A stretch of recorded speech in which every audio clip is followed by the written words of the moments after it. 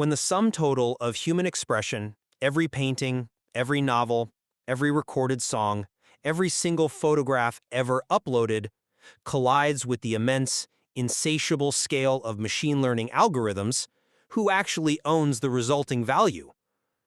It is a collision that is fundamentally rewriting the economics of creativity. Before we dive into the intricacies of this today, I want to invite our listeners to share your thoughts and comment on the platform with your own perspectives as we unpack this issue. Welcome to the debate. Today, we are asking a very specific structural question.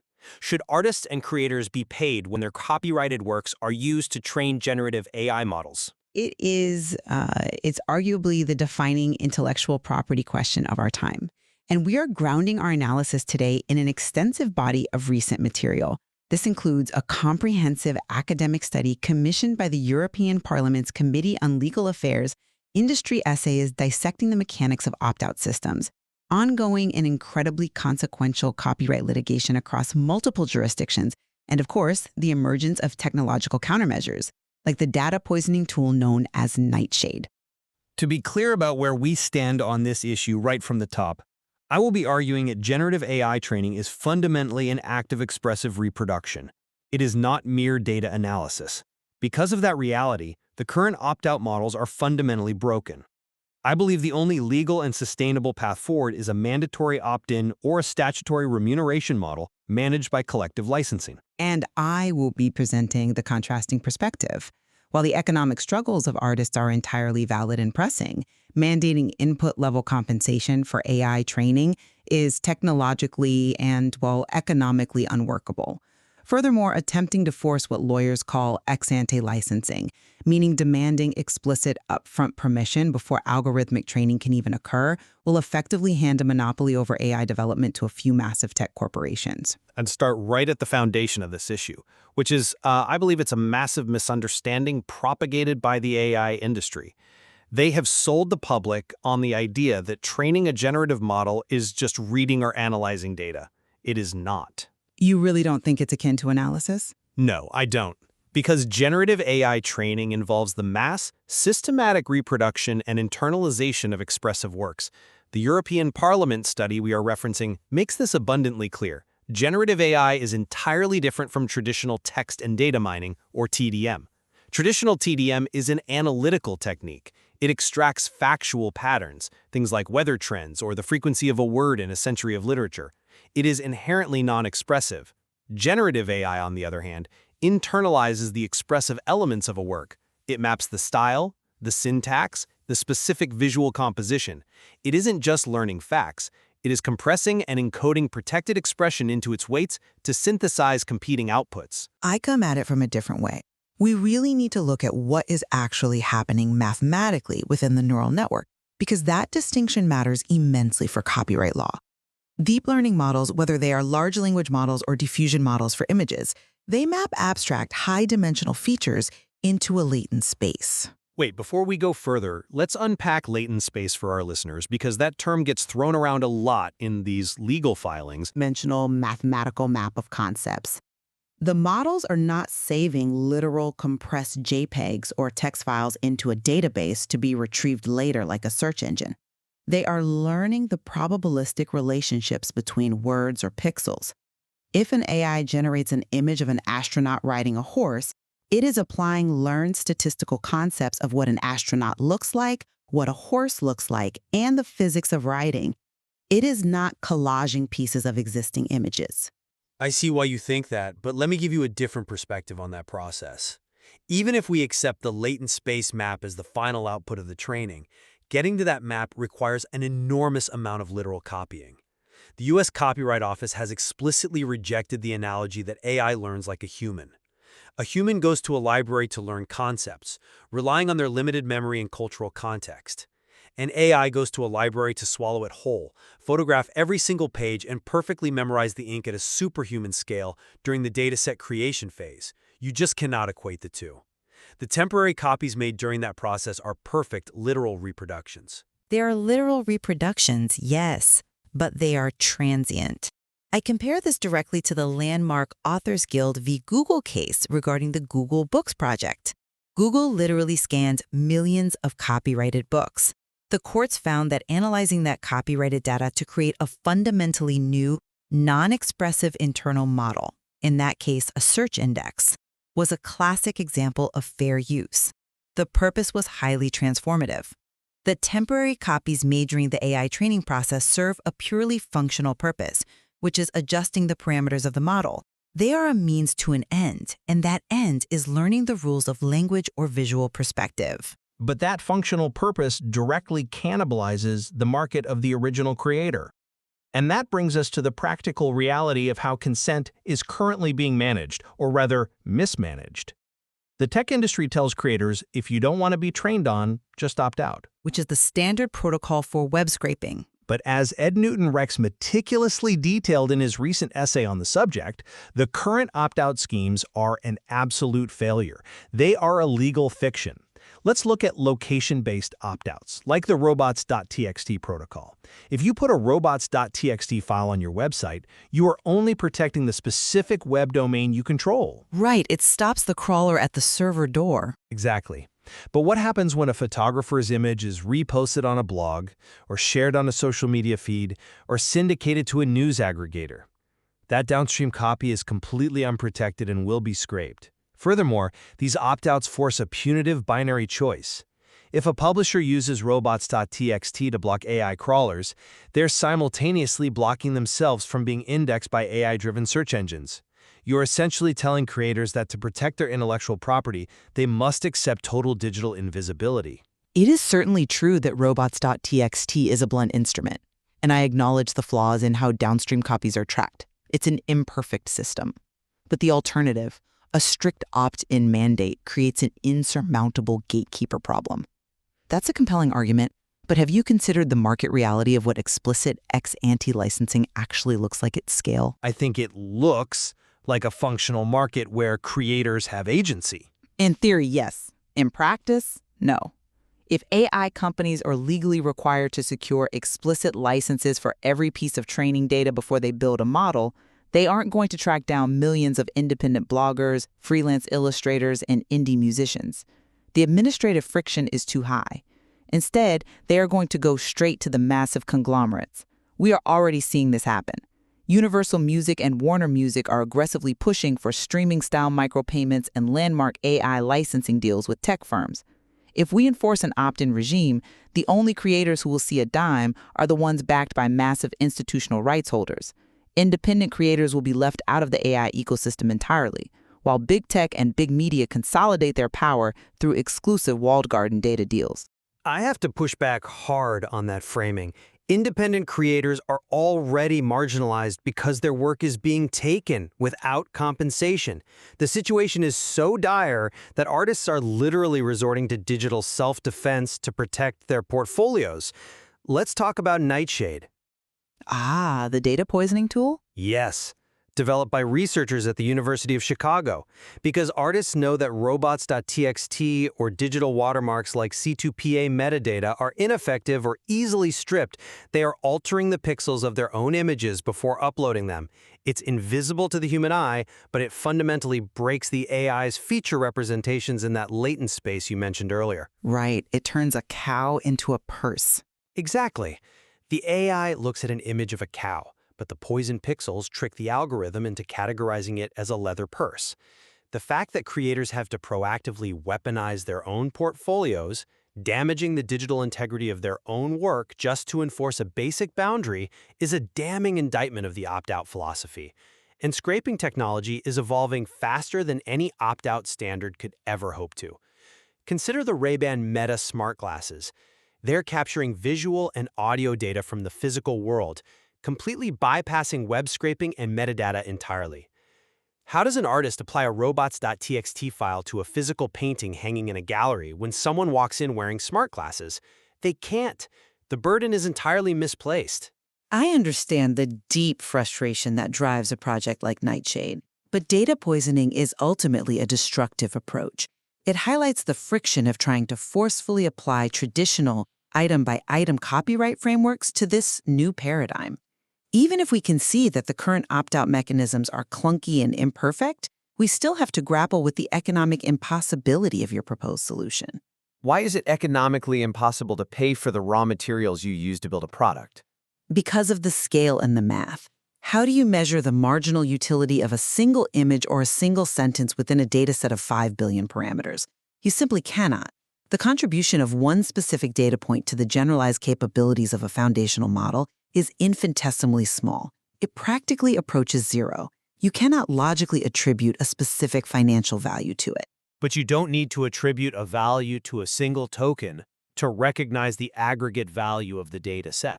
But applying a flat AI levy or forcing input-level compensation disconnects the payment entirely from actual usage or output. It imposes massive, prohibitive administrative costs that only the wealthiest companies can bear. And the courts are recognizing this necessity for broad data analysis.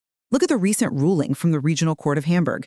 They dismissed a German photographer's lawsuit against the nonprofit Lion dataset.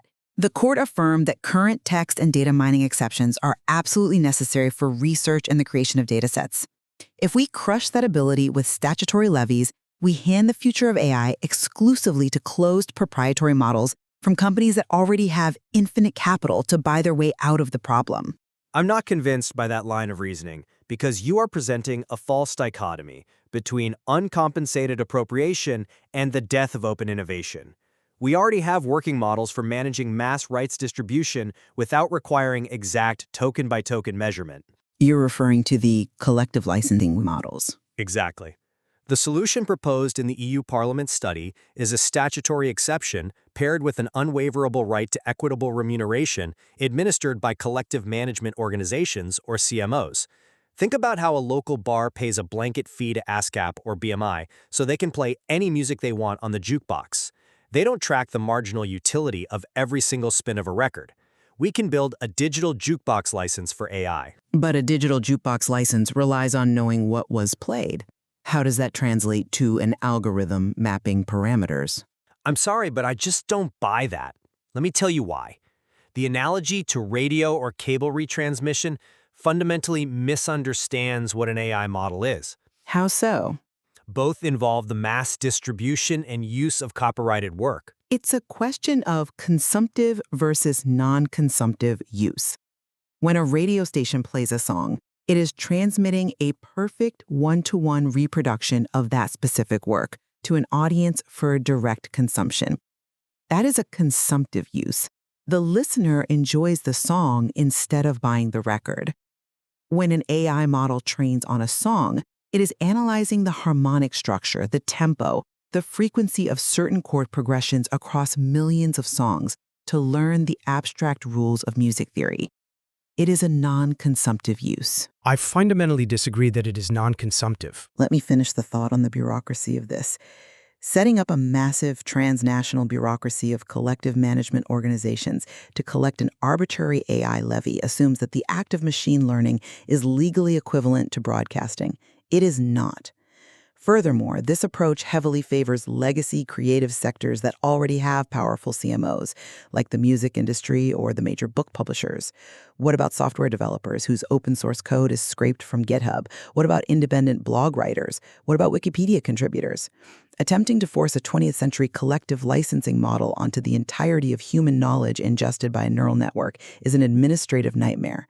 It will paralyze the development of sovereign open source AI infrastructure in any region that adopts it. But your non-consumptive use argument falls apart entirely when you look at the actual outputs of these models. Generative AI is not just learning abstract music theory in a vacuum for the sake of scientific curiosity. It is generating highly competitive substitute goods that saturate the very markets the original human creators rely on. It generates new works based on learned principles. It generates direct market replacements. When an AI company uses the dataset of millions of human-drawn illustrations to train an image generator that can instantly produce commercial illustrations on demand, that is absolutely a consumptive market substitution. We are seeing major lawsuits challenging this exact premise. The New York Times suing OpenAI and Microsoft, arguing that the AI models are generating outputs that directly compete with the newspaper's commercial opportunities, sometimes even memorizing and regurgitating entire articles. which the AI developers themselves acknowledge is a flaw, overfitting, not the intended function of the model. Flaw or not, it proves the model has retained the expressive value of the work. Look at the German collecting society, GEMA, suing OpenAI for reproducing copyrighted song texts almost identically. The AI industry is extracting the economic value of these works to build commercial products that replace the authors of those works. A collective licensing regime might be administratively complex, yes. It will take work to build. But administrative complexity is not a valid excuse for widespread systemic intellectual property infringement. But copyright law does not protect an artist from market competition. It protects them from unlawful reproduction of their specific expression. And again, the instances of verbatim memorization and regurgitation, like the New York Times examples, are recognized as unintended overfitting. Developers are actively building mitigation strategies to prevent the memorization of long strings of training data. The vast, overwhelming majority of generative AI outputs do not contain recognizable, substantially similar copies of any single training image or text. The output doesn't need to be a direct copy if the input process relied on unauthorized reproduction to build the commercial replacement. Let me offer an analogy. If I read every fantasy novel ever written and then write my own original fantasy novel, I have competed with those authors. I have saturated their market, and I have learned from them. But I have not infringed their copyright.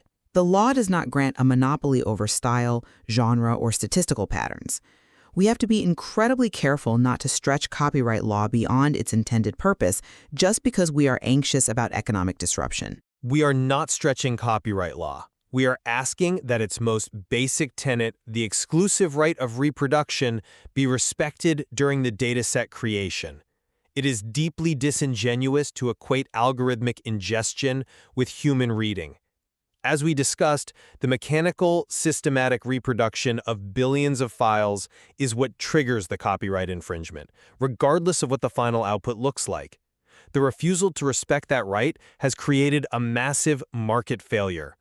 When creators have no agency, when their consent is bypassed entirely, and when their work is commodified without compensation, the incentive structure that copyright was designed to protect collapses entirely. I agree wholeheartedly that the incentive structure for human creativity is vital to our society.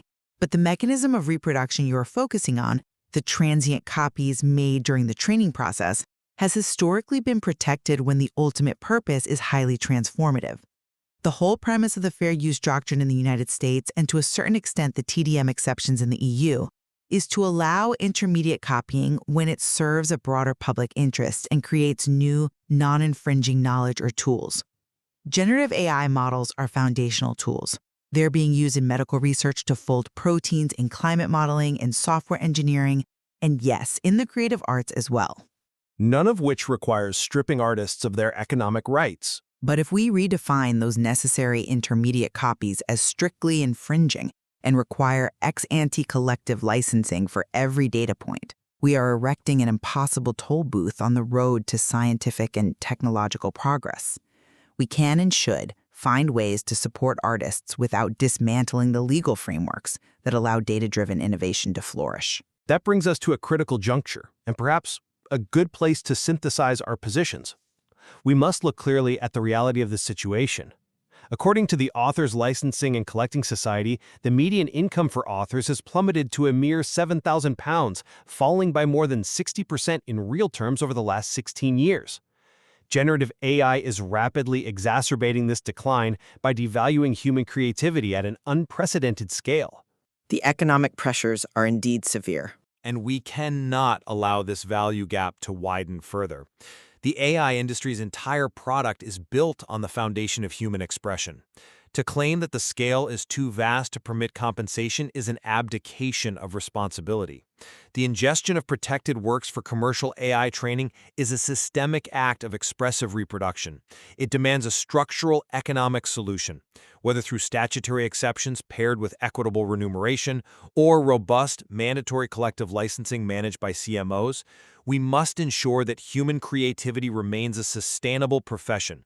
Without structural intervention, creators are reduced to unpaid data providers for the world's most valuable tech companies. I completely agree that protecting the livelihoods of artists and authors is a crucial societal goal. The economic pressures on creators are real, they are accelerating, and they require our attention. However, my position remains that treating raw training data as a licensed transactional commodity is the wrong approach to solving this problem. Mandating input-level compensation fundamentally misunderstands the statistical, non-consumptive nature of machine learning.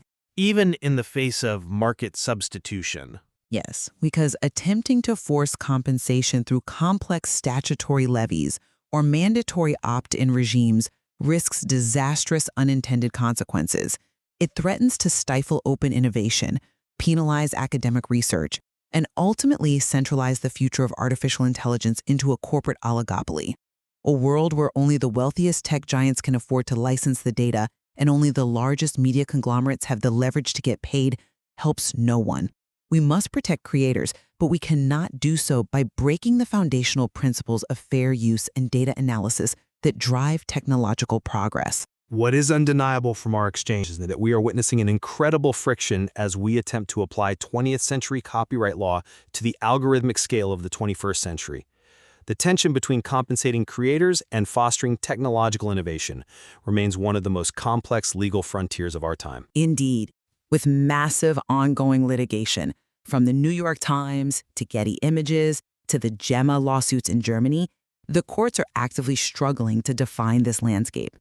The balance between protecting expression and allowing for the analysis of data is still being written in real time. There is far more to explore within the source material we've discussed today, from the mathematical realities of latent space to the intricate legal arguments surrounding international copyright directives. This is a topic that will shape the future of both technology and art. We strongly encourage you to dive into these topics, continue the conversation, and most importantly, comment your own conclusions on the platform. Thank you for joining us for this rigorous exchange of ideas.